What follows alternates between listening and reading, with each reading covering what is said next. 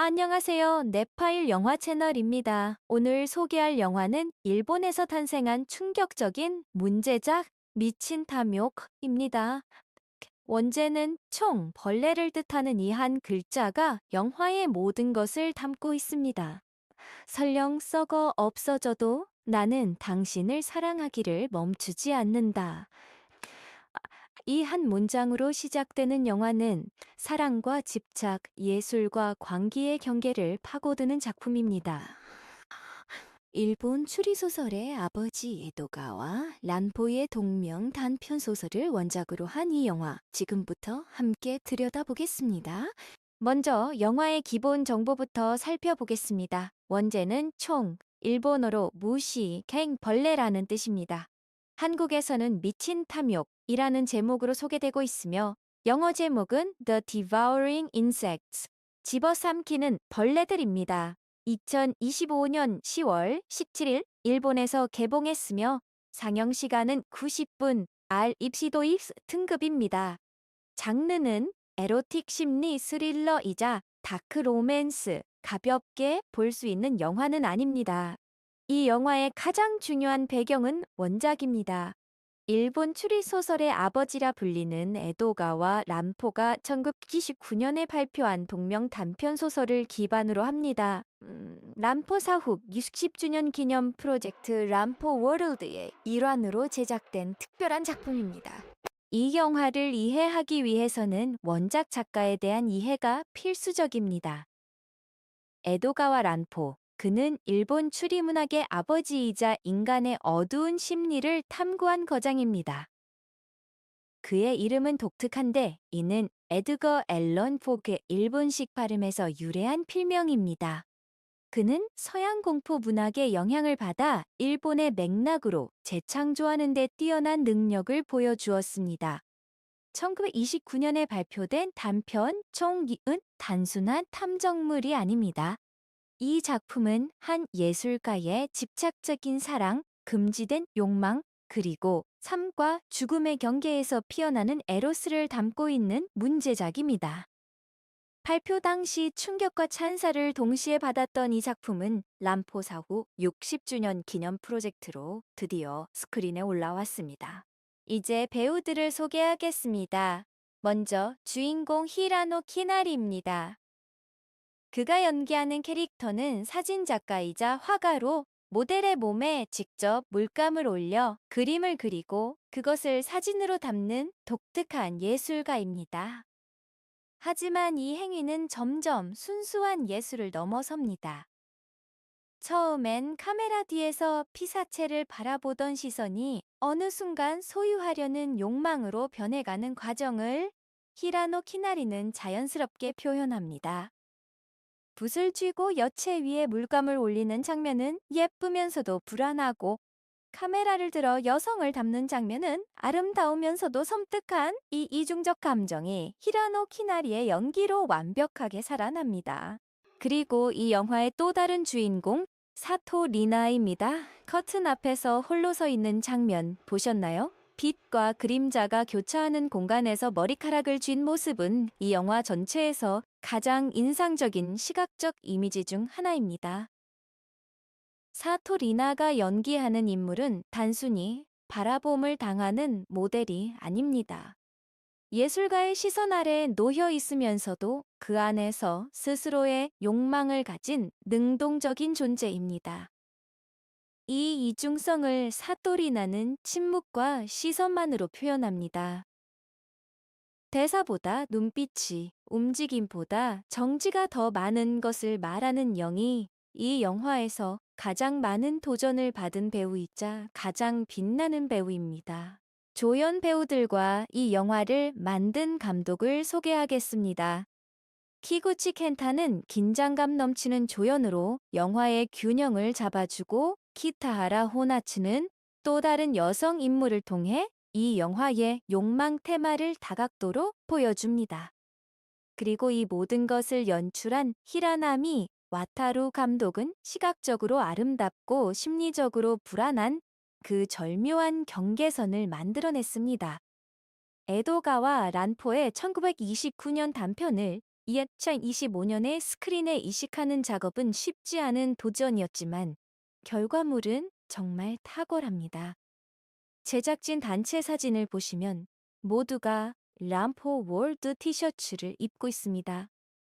이 프로젝트에 대한 팀 전체의 열정이 느껴지는 장면입니다. 줄거리로 들어가 보겠습니다. 한 사진 작가가 우연히 한 여성을 만납니다. 그는 그녀의 아름다움에 압도되어 모델로 삼기로 합니다. 그런데 그의 방식이 독특합니다. 단순히 카메라로 찍는 게 아니라 그녀의 몸에 직접 물감을 올려 그림을 그리고 그 그림과 함께 있는 그녀를 사진으로 담습니다. 처음에는 이것이 예술처럼 보입니다. 그리고 실제로 예술이기도 합니다. 하지만 그림을 그리는 손이 점점 더 가까워지고 카메라 뒤에 시선이 점점 더 뜨거워지면서 이 행위가 단순한 예술이 아님이 서서히 드러납니다. 예술이라는 이름으로 포장된 집착, 이것이 이 영화의 출발점입니다. 이야기가 깊어질수록 이 영화는 더 어두운 곳으로 내려갑니다. 꽃으로 가득한 방에 홀로 서 있는 실루엣 장면은 아름다우면서도 불안하고 환하지만 어둡습니다. 이 이중성이 영화 전체의 분위기를 결정합니다. 촬영이 계속될수록 두 사람 사이의 경계가 허물어집니다. 그녀는 더 이상 단순한 모델이 아니고 그는 더 이상 단순한 예술가가 아닙니다. 사랑인가, 집착인가, 예술인가, 광기인가, 소유인가, 연결인가. 이러한 질문들이 하나씩 등장하면서 영화는 클라이막스를 향해 달려갑니다. 그리고 그 끝에 람포가 상상한 뒤틀린 욕망의 정점이 기다리고 있습니다. 클라이막스입니다. 여기서부터는 스포일러를 조심해야 하므로 너무 구체적으로 말씀드리지는 않겠습니다. 집착이 극에 달한 예술가는 결국 어떤 경계를 넘습니다. 란포의 원작이 상상한 금기의 영역, 사랑과 소유가 극단으로 치달을 때 어떤 결말이 오는지 보여줍니다. 포스터의 문장을 다시 읽어보시면 이 영화의 결말을 암시하고 있습니다. 설령 썩어 없어져도 나는 당신을 사랑하기를 멈추지 않는다.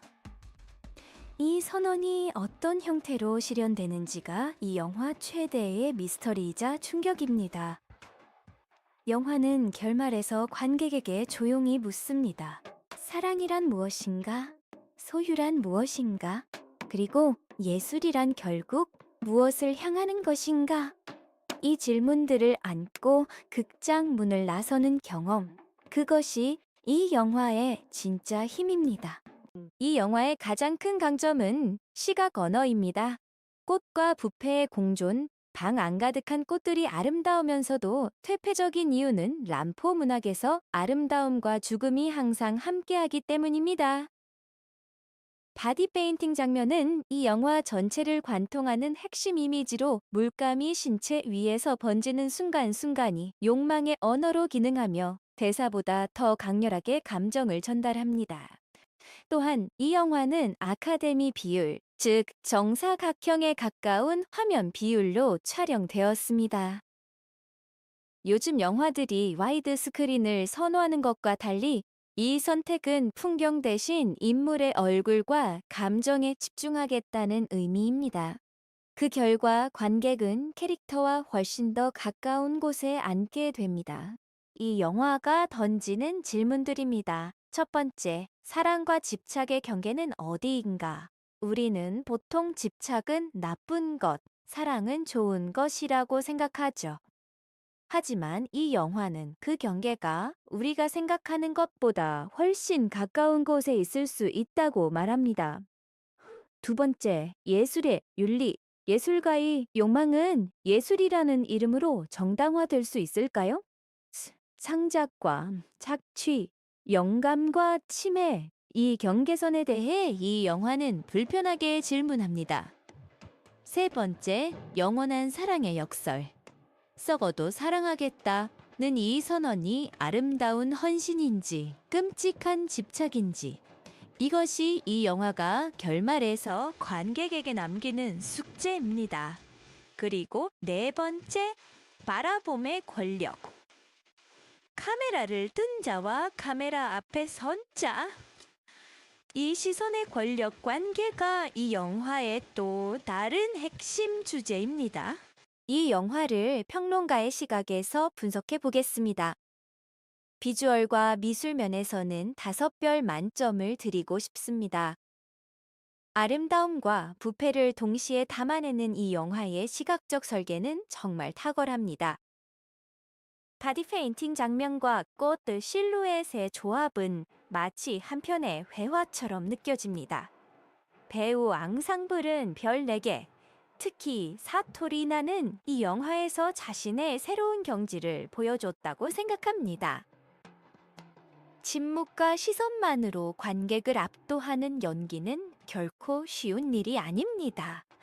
원작 충실도도 별 4개, 29년 원작을 억지로 현대화하지 않고 그 본질을 지키면서 현재 관객에게 성공적으로 전달했습니다. 종합적으로 이 영화는 불편하면서도 아름답습니다. 모든 관객에게 추천할 수 있는 작품은 아니지만 인간 욕망의 극단을 탐구하는 이 도전은 충분히 가치가 있습니다. 관객들의 반응을 살펴보겠습니다. 공통적인 키워드가 있습니다. 불편하지만 아름답다. 보고 나서 멍해졌다. 오래 기억에 남을 것 같다. 이 영화는 보고 나서 바로 재미있었다. 고 말하기 어려운 작품입니다. 대신 극장 문을 나서서 한참 걷다가 그 장면이 하고 다시 생각나는 종류의 영화입니다. 특히 사토리나의 연기에 대한 반응이 뜨겁습니다. 눈빛 하나로 모든 감정이 전해진다는 평가가 반복되며 이는 배우로서 최고의 칭찬입니다. 넷파일 영화 채널의 종합평점은 별 4개, 10점 만점에 8.3점입니다. 일본 에로틱 심리 스릴러의 새로운 기준을 세운 작품에 대한 점수입니다. 오늘 미친 탐욕 리뷰를 마치며 끝까지 함께 해주셔서 감사합니다. 사랑과 집착, 예술과 광기의 경계를 탐구하는 이 영화는 가볍지 않지만 그래서 더 오래 남는 작품입니다. 일본 추리문학의 거장 에도가와 란포의 세계가 2025년의 스크린 위에서 이렇게 아름답고 불편하게 살아난다는 것, 영화를 사랑하시는 분들이라면 반드시 경험해야 할 작품입니다. 미친 탐욕은 넷파일에서 바로 확인하실 수 있습니다. 주소는 네트아플라디오 KR입니다. 이 영상이 도움이 되셨다면 좋아요와 구독 꼭 눌러주시고요. 다음에 또 좋은 영화로 찾아오겠습니다. 감사합니다.